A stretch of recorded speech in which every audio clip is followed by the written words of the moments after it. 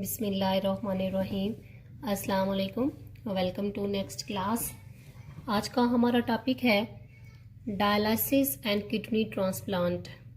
पिछले टॉपिक में हमने देखा रेनल फेलियर और किडनी फेलियर, उनका ट्रीटमेंट हमारे पास क्या था, डायलिसिस या किडनी ट्रांसप्लांट।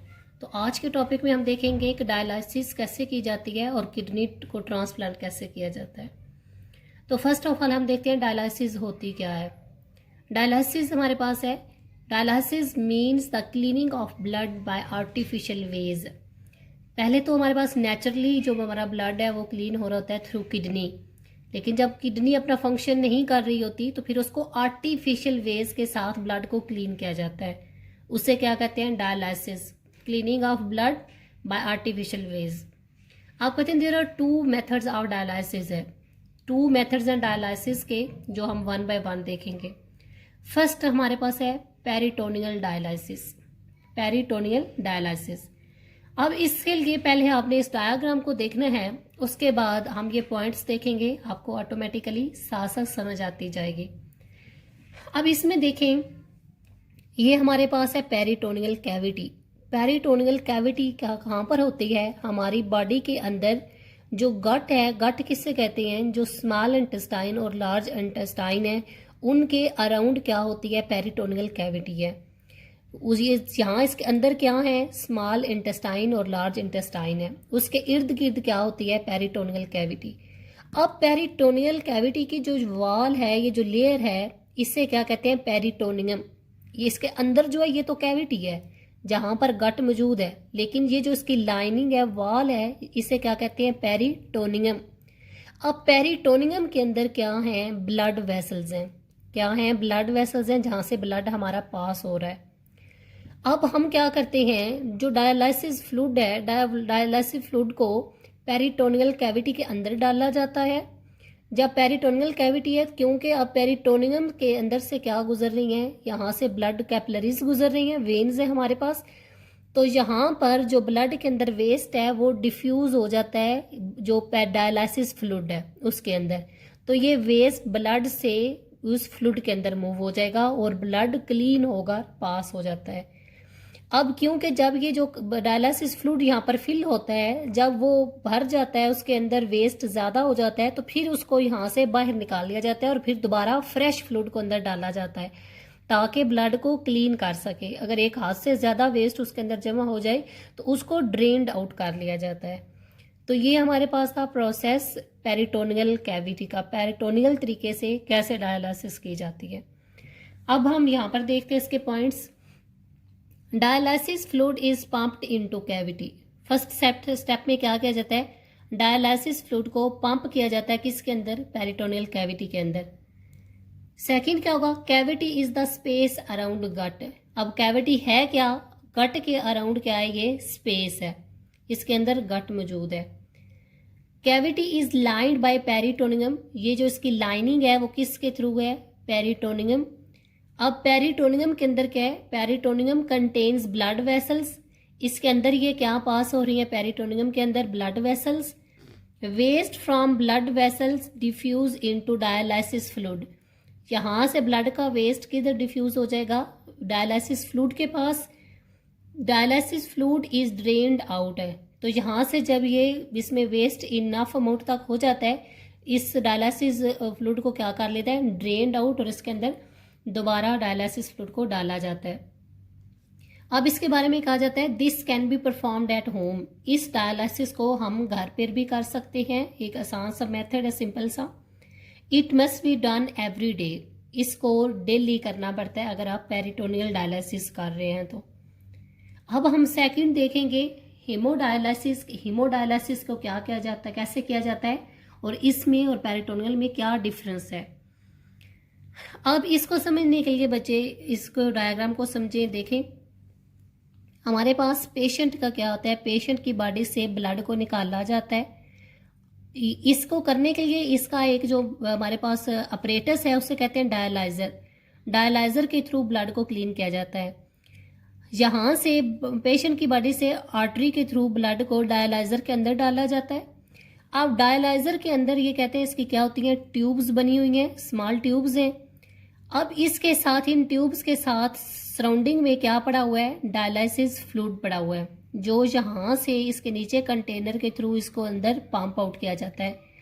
जब ब्लड इन ट्यूब से पास होता है तो क्यों इन ट्यूब्स के अराउंड क्या पड़ा हुआ है, डायलिसिस फ्लूइड है, तो यहाँ से डिफ्यूज होकर वेस्ट किसके अंदर आ जाता है, फ्लूइड के अंदर आ जाता है।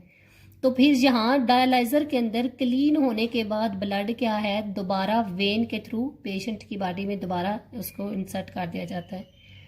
अब यहाँ से जब ये डायलिसिस फ्लूइड इनफ अमाउंट तक उसके अंदर वेस्ट इकट्ठा हो जाता है तो फिर उसको भी क्या ड्रेन आउट किया जाता है।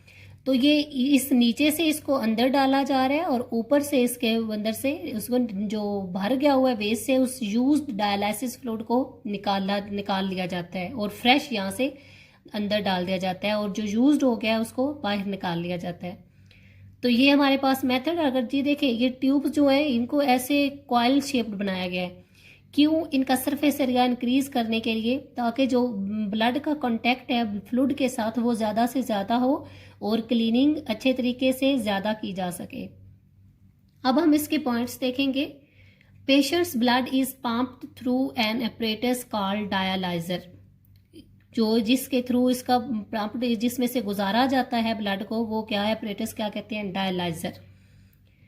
Dialyser contain tubes which like semi permeable membrane है। ये इसके अंदर क्या है, ट्यूब्स हैं, स्मॉल ट्यूब्स हैं, which act like semi permeable membrane. Semi permeable membrane क्या होती है, जो कुछ मटेरियल्स को अपने अंदर से पास होने देती है और कुछ को नहीं। तो इसी तरह ये अपने इस वेस्ट को जस्ट पास आउट होने देती हैं, बाकी ब्लड सेल्स या जो बाकी यूजफुल मटेरियल है उसको अपने अंदर से ये पास आउट नहीं होने देती। Dialysis fluid surround these tubes. अब इन ट्यूब्स के सराउंड किसने किया हुआ है, डायलाइसिस फ्लूइड, जो हम इस कंटेनर के थ्रू इसके अंदर ऐड कर रहे हैं। Waste from blood diffuse into fluid, यहाँ से ब्लड से अंदर वेस्ट किधर आ जाएगा, हमारे फ्लूइड के अंदर, डायलिसिस फ्लूइड के अंदर। Clean blood is return back to body through vein, यहाँ से जो क्लीन ब्लड आ रहा है वो वेन के थ्रू दोबारा पेशेंट की बॉडी में उसको डाल दिया जाता है। Hemodialysis typically given in dialysis centres. Peritoneal के बारे में हमने देखा तो उसको हम घर पर भी कर सकते हैं, लेकिन ये अगर आप हेमोडायलिसिस करवा रहे हैं तो ये टिपिकल जो डायलिसिस सेंटर होते हैं आप वहाँ पर ही जाकर इसको करवा सकते हैं डायलिसिस को। अब इसमें डिफरेंस ये है, इसका मेन ये डिफरेंस आएगा कि उसको घर पे परफॉर्म कर सकते हैं, इसको सेंटर पे आप करते हैं, वो डेली करना पड़ता है, एवरी डे उसको रिपीट करना पड़ता है, लेकिन ये वीक में 2 to 3 टाइम्स होम्योडायलिसिस करनी पड़ती है, 2 to 3 टाइम्स। नेक्स्ट जो हमारे पास है किडनी ट्रांसप्लांट। अब किडनी ट्रांसप्लांट क्या है, इसकी डेफिनेशन देखें, removal of patients damaged kidney with a donor healthy kidney. हम किडनी ट्रांसप्लांट ही तब कर रहे थे कि जब पेशेंट की किडनी डैमेज हो जाती है, तो कहते हैं उसको रिमूव करना, रिप्लेस करना किसके साथ, डोनर जो किडनी दे रहा है उसकी किडनी कैसी होगी, हेल्दी है, तभी उसके साथ उसको हम ट्रांसप्लांट कर रहे हैं। तो रिमूव करना, रिप्लेस करना डैमेज्ड किडनी को हेल्दी किडनी के साथ। अब इसके कुछ पॉइंट्स हैं, कहते हैं किडनी में बी डोनेटेड बाय डिसीज्ड और लिविंग डोनर। आप जो डोनर है वो लिविंग जिंदा भी हो सकता है, अगर वो मुर्दा है तो उसकी भी किडनी को डोनेट कर सकते हैं। अगर वो डोनर है, उसकी जो टिश्यू प्रोटीन है वो मैच करती है पेशेंट के साथ, तो आप उसको डोनेट कर सकते हैं किडनी। डोनर में और may not be relative of patient. अब ये कोई डिपेंड नहीं करता कि अगर डोनर जो जिसकी मैच कर रही है वो उसका रिलेटिव ही हो पेशेंट का, रिलेटिव के जो आउट ऑफ फैमिली भी डोनर जो है मैच हो जाता है और वो डोनेट कर सकता है अपनी किडनी पेशेंट को। Average life time of donated kidney is 10 to 15 years है। अगर हम एक दफ़ा किडनी को ट्रांसप्लांट करवाते हैं तो वो उसका लाइफ टाइम कितना है, वो 10 to 15 ईयर्स तक वो इजीली टाइम गुजार लेती है, अच्छे तरीके से एक इंसान हेल्दी लाइफ गुजार सकता है। अब कहते हैं कि जब इसको ये ट्रांसप्लांट किया जाता है, अगर ये नहीं हो रही, अगर ये पहले रिजेक्शन हो जाती है तो उसको दोबारा आप दूसरी बार भी ट्राई कर सकते हैं किडनी ट्रांसप्लांट को। जब ये किडनी ट्रांसप्लांट की जाती है तो उसके साथ साथ हमें डायलिसिस साथ साथ करनी पड़ती है, क्योंकि हम डायलिसिस ब्लड तो कंटिन्यूस हमें क्लीन करना है, तो जब हम किडनी नहीं है हमारे पास ब्लड के अंदर, तो साथ साथ डायलिसिस हो रही होती है, उसके बाद जो है तब किडनी जब अपना फंक्शन है उसके अंदर हम उसको पुट कर देते हैं, उसके बाद हम डायलिसिस को छोड़ते हैं। और ये ज़रूरी नहीं है कि किडनी को उसकी प्लेस पर ही रखकर आप किडनी ट्रांसप्लांट की जा सकती है। मकसद इसका सिर्फ ये है कि जहाँ से ब्लड पास हो रहा है उधर यूरिनरी सिस्टम में अटैच कर दी जाए ताकि ब्लड को क्लीन किया जा सके। नेक्स्ट कहते हैं कि after transplantation patient may face problem of transplant rejection. अगर वो बॉडी हम ट्रांसप्लांट कर दें, इवन वो डोनर्स की है वो मैच करती थी, लेकिन जो हमारी जो बॉडी के अंदर जो हमारा इम्यून सिस्टम है, जो हमारे अंदर जीन्स हैं, वो उसको फाइंड आउट कर लेती हैं कि ये वो मैच नहीं करती, वो उसको रिजेक्ट कर देती हैं, तो हमारे पास हमें ये ट्रांसप्लांट रिजेक्शन भी फेस करनी पड़ सकती है। इसीलिए जब हम ट्रांसप्लांट किडनी को करते हैं तो इम्यून सिस्टम को खुद जानबूझकर उसको क्या कहते हैं स्लो डाउन कर दिया जाता है, ताकि वो उसको डिटेक्ट नहीं कर सके कि ये कोई नई चीज़ मेरी बॉडी में आई है, कोई बाहर से कोई हिस्सा आया है। तो इसलिए उसको खुद जानबूझकर थोड़ा सप्रेस कर दिया जाता है कि वो उसको पहचान नहीं पाए कि ये कोई बाहर से नई चीज़ आई है। तो जब आहिस्ता आहिस्ता वो उसके साथ अपनी बॉडी के साथ मिल जाती है, वो अपने फंक्शन करना शुरू हो जाती है, तो फिर हम अपने इम्यून सिस्टम को भी स्ट्रांग कर लेते हैं, बूस्ट अप कर लेते हैं।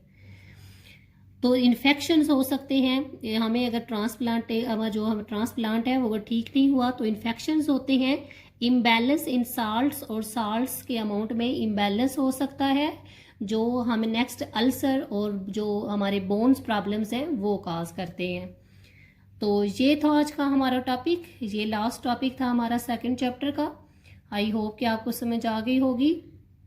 अगर कोई भी क्वेश्चन हो इसके रिलेटेड तो आप कमेंट सेक्शन में पूछ सकते हैं। लास्ट पे आपसे रिक्वेस्ट, चैनल को सब्सक्राइब कीजिए, लाइक एंड शेयर कीजिए। नेक्स्ट क्लास तक के लिए खुदा हाफिज़।